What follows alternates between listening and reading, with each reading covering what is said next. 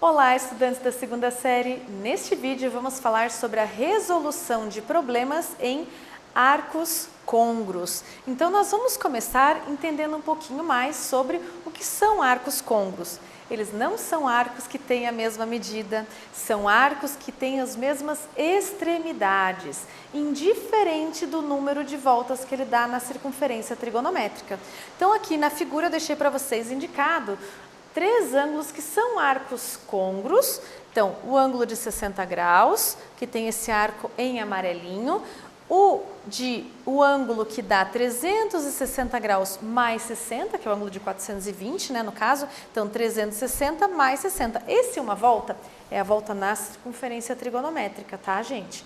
E tem com 3 voltas, 4 voltas e assim por diante. O que isso quer dizer? Quer dizer que nós vamos ter arcos que são côngruos quando eles tiverem a mesma extremidade.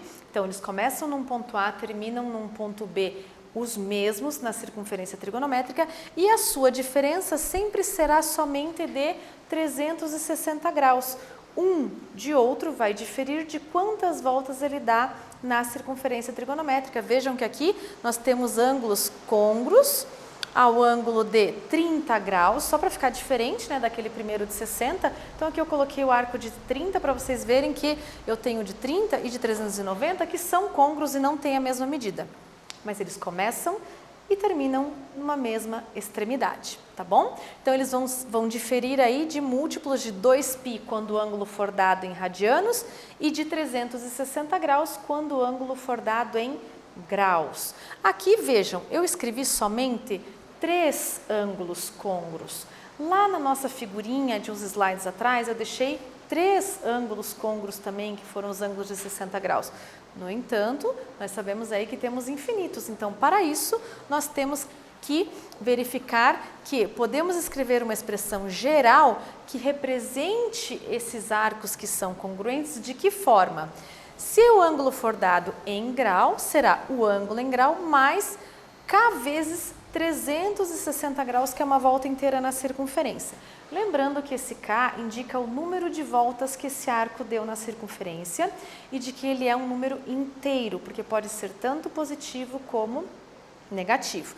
E se o ângulo for dado em radianos, então ele vai ser um ângulo radianos, também, ó, número de voltas, só que nesse caso vezes 2π. Por que 2π? Porque 2π é a circunferência inteira dada em radianos, tá bom? Então, essas são as expressões gerais para escrever arcos que são côngruos. Você pode escrever que são infinitos arcos, que só vai depender do número de voltas que cada um deles dá na circunferência. Então, nós temos também relacionado à circunferência o comprimento dela. Esse comprimento da circunferência, ele vem, né, essa relação de comprimento igual a 2 vezes π vezes o r, vem da definição de π. Para nós obtermos o valor aproximado de π, nós fazemos o quê? A divisão do comprimento da circunferência pelo diâmetro da circunferência. O diâmetro da circunferência é 2 vezes o raio dela.